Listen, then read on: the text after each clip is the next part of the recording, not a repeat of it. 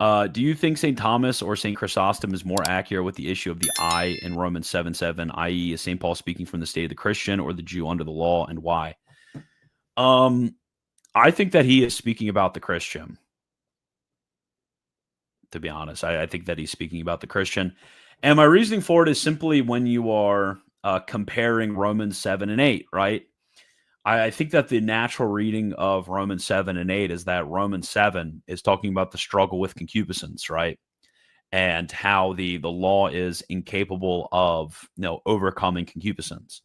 But then you get in Romans 8, it's saying, okay, well, then there's these two options. You could either walk after the Spirit, empowered by the Spirit, not by the law, right? Not by the mere obedience of precept, but actually by grace, which is able to overcome concupiscence so that we do not obey the concupiscences of the flesh. And therefore, we walk after the Spirit and have eternal life.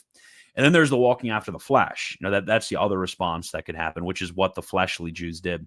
So I do think it's actually talking about I do think it's actually talking about the Christian.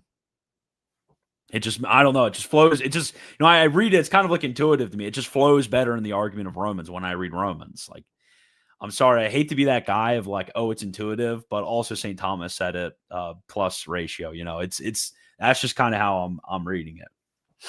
Although I guess technically it really doesn't. Okay. I also think technically it really doesn't matter. I mean, it really doesn't matter to the argument of the epistle. The same argument would follow in either case. So, Layman's Rule, thank you for the $5 super chat. No Gooning 14. Dude, we need a total. Honestly, guys, we need a total moratorium on saying the word epistemology for like 500 years. I swear.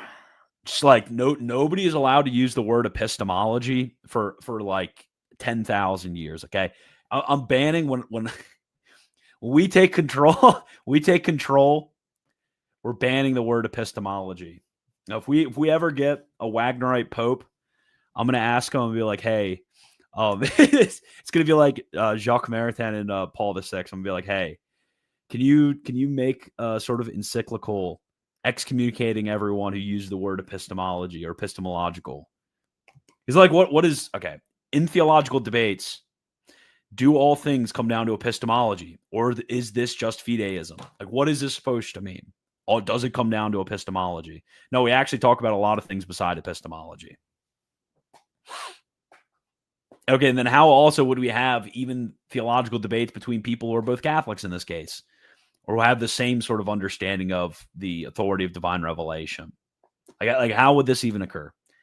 I don't know. I'm sorry to clown on you, no Gooning 14, because I'm pretty sure but actually, I'm not sorry for clowning on you. I just hate that word. Do you think the apostolic authorship of the Dionysian corpus can be defended? I mean, I think a lot of things can be defended. So it doesn't really say much that I think it could be defended, but sure, I think it can be defended. I don't agree with it, but if you want to argue for that, then you can go ahead.